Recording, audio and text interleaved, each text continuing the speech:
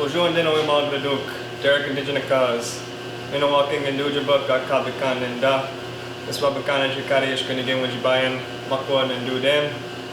Adano Key Division of Indian Work Minowa, Wiisinig LLC. Hello, my relatives. My name is Derek. I'm from Milwaukee. I currently live in the Twin Cities area, Minneapolis. And I'm Red Cliff Band Ojibwe, Bear Clan. And I work at the Division of Indian Work as the Nutrition Program Coordinator. I'm also the founder of Wiisinig LLC. Today I'm excited to share my WWS Horchata recipe, wild rice, walnut, strawberry horchata. It's a nice refreshing drink for the summertime. Gets you all the nutrition and energy you need. It's also delicious. So it's a very simple recipe. It only includes about 6 ingredients.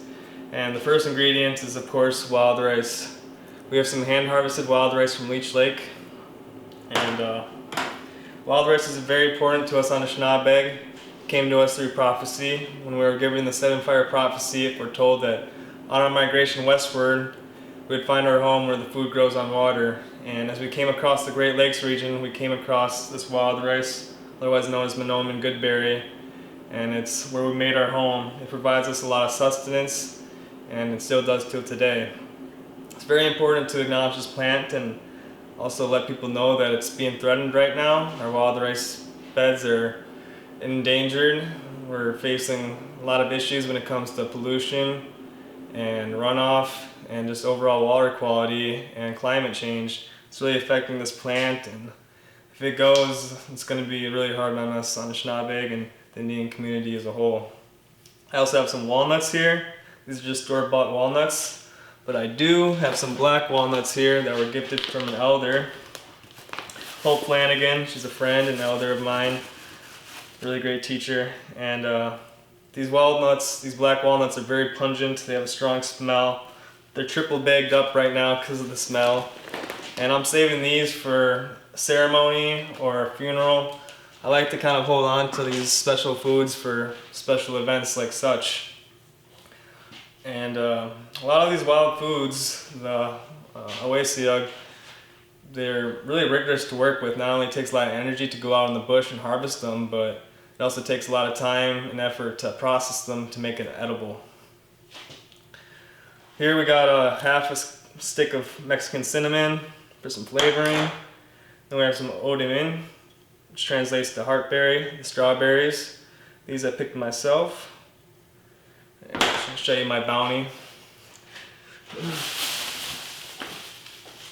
So July is sometimes referred to Ningizus, translates to berry moon. These are all strawberries that I harvested this year, a couple weeks ago. And hopefully I can use them all year. Make smoothies, fruit leather, add them to salads, make jam, jelly. It's very fun, diverse plants, and it's called odimin, heartberry, because not only it looks like a heart, but the whole plant itself is really good heart medicine.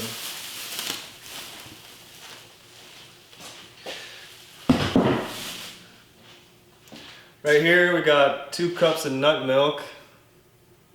I'm using almond milk today, but I'm sure any nut milk would be fine. Probably some hemp milk would be really good as well. Just take some hemp seed, blend it up with some water, and season it to taste with maple syrup. And that brings me to Zinzibakwad or maple syrup. And we're going to use this today as well. So to get started, we're going to toast the walnuts, and we're also going to puff up the wild rice. You can puff wild rice in 3 ways. You can shallow fry it, you can deep fry it, or you can bring a pan to a really scorching heat and put it a little bit at a time and puff it up that way. And that's the method we're going to use today because I don't really want any oily residue in my drink. Puffing it up makes it well for like desserts or garnishes for salads or whatever you may do with it, but today we're just going to put it on the hot pan and get it started that way.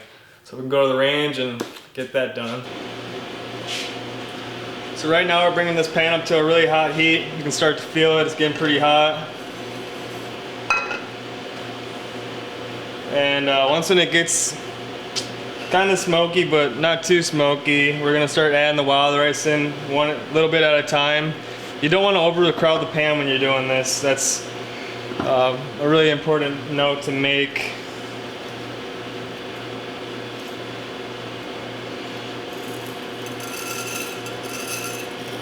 You want just enough to cover the pan, but you want to have a lot of space as well. And the trick to doing it when you're doing dry heating like this is to really keep it moving. Just keeping it agitated. Once when the wild rice starts to smoke, then you know you burnt it. And so right now you can start to see the kernels are starting to dance. They're starting to puff up a lot.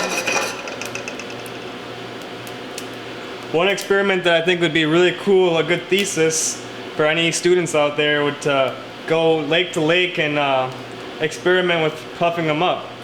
This wild rice right here doesn't puff up too well. There's a lot of wild rice that will actually really explode.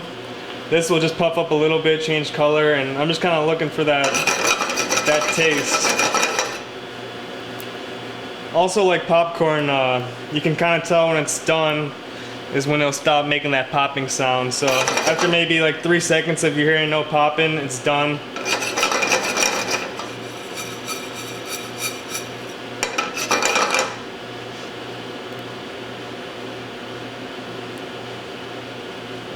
The kernels, well, the grains have stopped popping, and it's changed color. It's good to go. So that smoke you saw, that was just the pan that's smoking. The wild rice isn't smoking at all, so this is not burnt. This is puffed properly. So we're just gonna do this in batches until we'll get it all done.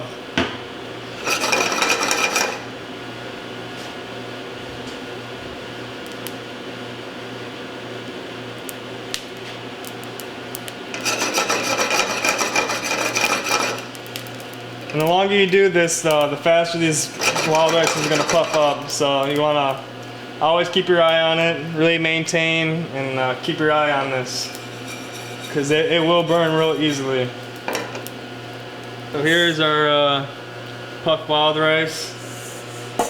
And while we got this hot and going, we're going to turn down the heat just a little bit. And we're going to add in our walnuts.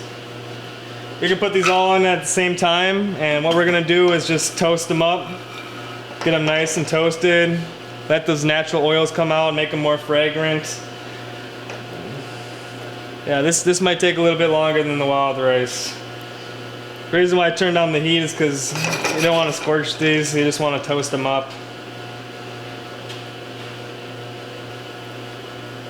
Alright, I'd say these are about done, so we can just put these in with the wild rice, and then we got that mixture right here. So now we're simply just going to add all the ingredients to the blender and blend it up. We have the puffed up wild rice, the toasted walnuts. Put that in. We got the strawberries. I took all the tops off. We don't want the tops in there, but nothing goes to waste in the kitchen, so I'm going to use those strawberry tops to make infused water.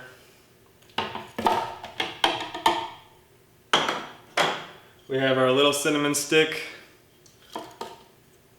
the 2 tablespoons of the maple syrup,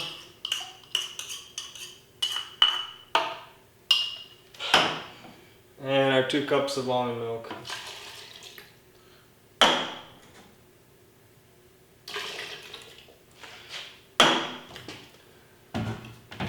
We're just gonna get this nice and blended.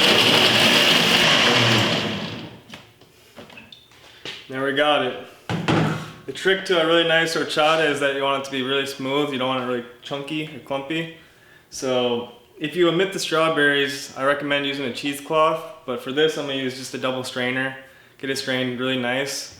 I don't want it to be thick. I want it to be really smooth, but at the same time with the strawberries, I kind of like it to have a little bit of grit to it. It kind of reminds me of a banana strawberry smoothie. So let's get this strained out.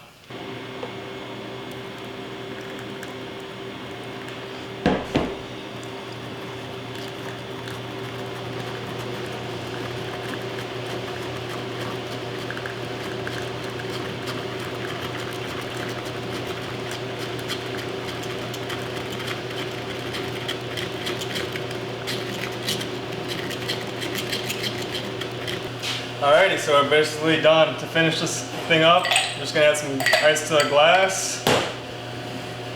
Pour in our beautiful horchata.